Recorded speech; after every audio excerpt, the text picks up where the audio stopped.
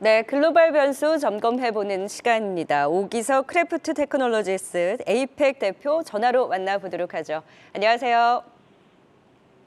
네, 안녕하세요. 크래프테크놀로지스의 오기석입니다. 네, 자 이제 올해도 얼마 남지 않았습니다. 한 달이 채 남지 않은 상황에서 이제 12월에 투자 전략의 핵심 방향을 세워봐야 될 텐데 지금 남은 한 달 과연 시장을 상방을 높게 보세요, 하방을 높게 보세요? 저는 개인적으로는 지금 상당히 조금 더 높게 보고 있습니다. 과거 사실 데이터를 보더라도 그런 경향이 좀 있는데요. 이게 역사적으로 보면 이제 미국 시장 기준으로 봤을 때 12월 달이 사실 상당히 주식 시장의 우호적인 달이기도 하고요. 예를 들어서 S&P 500 기준으로 보면 이제 12월 주식 시장이 상승할 확률이 한 73% 정도 된다. 라는 이제 그런 통계치가 있는데 상승률로 봐서 한 평균 1.4% 정도가 올라가는 이제 그런 장이기도 하고요. 그래서 뒤에도 좀 말씀을 드리겠지만 산타레를 좀 기대해봐도 좋지 않을까라는 그런 생각은 들고 있고 저희 크래프트에서 사실 종종 이제 말씀드렸던 그 인공지능 위험 예측 모델이 이제 AI 리스크 인디케이터라고 있는데 이게 사실 이번 주 월요일부터 사실 시장의 위험도를 지난주 대비해서 상당히 낮게 지금 이제 보고 있습니다. 굉장히 좀 대담한 그런 예측이라고 볼 수도 있는데 지금까지만 봐서는 방향성이 맞춘 게 아닌가라는 생각은 좀 들고 있고 이 모델 자체가 사실 어떻게 만들어지냐면 시장에서 이제 사람들이 보시는 많은 이제 변수들이 있죠. 뭐 그 거시 지표들도 있고 이제 센티먼트도 있고 다양한 변수들을 보는데 이 변수들이 이제 인공지능이 딥러닝 학습을 통해서 이제 마치 결국 이제 숙련된 펀드 매니저 같은 형태로 이제 시장의 위험을 평가하고 뭐 예측하는 이제 그런 방법을 따라가게 됩니다. 그래서 그런 모델이 현재는 이제 이번 주 들어서는 시장의 좀 절대적인 위험치는 좀 줄었다라고 이제 볼 수 있다라는 해석을 좀 덧붙이고 싶고 그 배경을 사실 생각해 보면 이제 뭐 제롬 파월 의장이 지금 그 발언 자체도 상당히 이제 매파적인 그런 발언에서 조금 많이 둔화가 되었고요. 뭐 페드 전체적으로 봤을 때 그 금리 인상 전략에 대한 피벗 등도 지금 예상이 되고 있어서 단기적으로 지금 12월은 시장이 조금 낙관적인 방향으로 흘러가는 게 아닌가 싶습니다. 네, 산테렐리 또 상방에 대한 긍정적인 12월장에 대한 전망을 주셨는데요.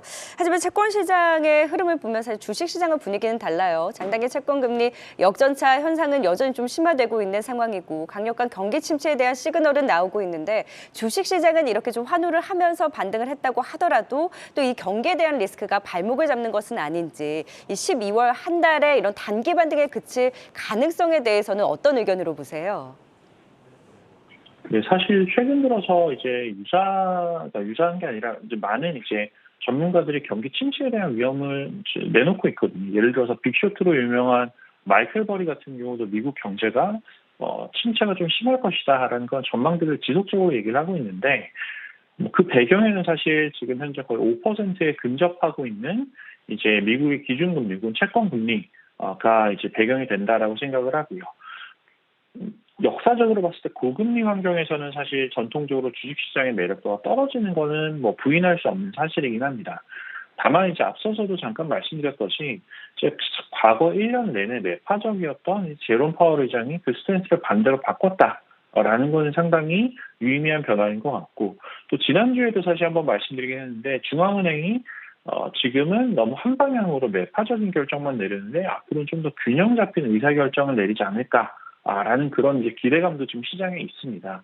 지금 사실 올해 들어서 미국 중앙은행 연준 같은 경우는 너무 미국 중심적인 시각으로만 이제 금리를 올려왔거든요. 사실 유럽 같은 경우도 상황이 안 좋고 아시아도 마찬가지인데 미국은 지금 실업이 많이 발생하고 있지 않고 고용이 워낙 탄탄하다 보니 그 부분에서 이제 그 여유를 가지고 금리를 굉장히 빨리 올렸는데 그 과정에서 글로벌 공조세가 좀 무너졌죠. 그래서 이제 환율도 뭐 1,400, 한 4, 50원까지 올라가는 급등도 발생을 했었었고요.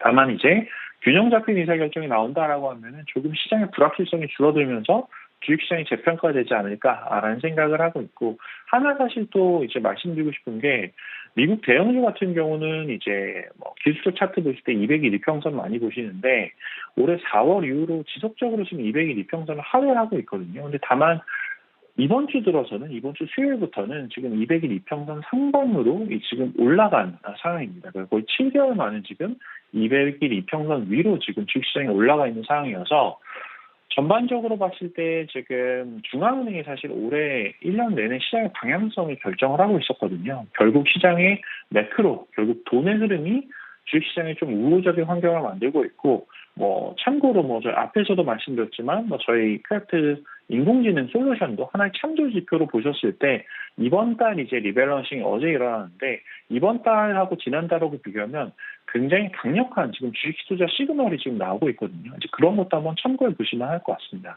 네, 미국 대형주 중심으로 이제 200의 이평선에 안착하려는 움직임을 봤을 때는 주식시장에 확실히 좀 우호적인 자금에 대한 분위기가 조성되고 있는 부분에 또 긍정적인 시그널을 말씀해 주셨습니다.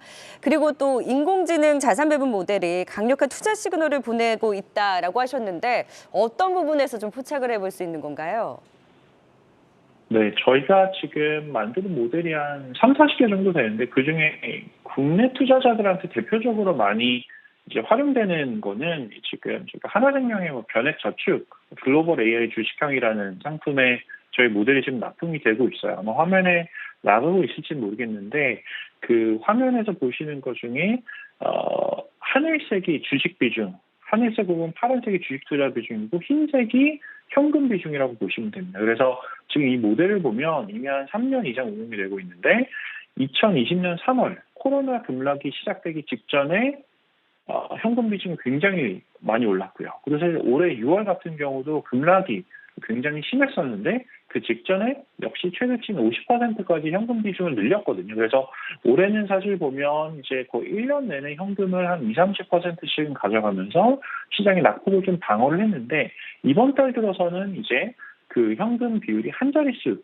때까지 이제 내려왔습니다. 그만큼 이제 시장의 상승폭을 더 많이 보고 있다라고 설명을 할 수 있을 것 같고요.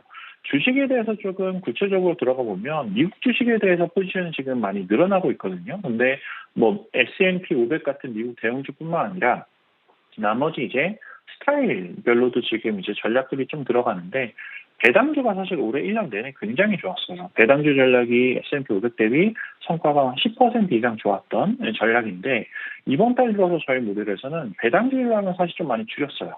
그리고는 오히려 오랜만에 정말 늘어나기 시작한 게 미국 기술주로 대표되는 뭐 QQQ 같은 이제 그런 이제 기술주 ETF들이 전달 대비 한 5% 이상 비중이 늘어나면서 지금까지 좀 소외받았던 기술주들에 대해서 어느 정도 이제 동참을 해도 되는 시점이 아닌가라는 생각을 할 수 있고요. 앞에서 말씀드렸던 것처럼 인공지능 모델도 좀 산타레 랠리에 대한 예측을 하는 게 아닌가라는 개인적인 생각을 하고 있습니다.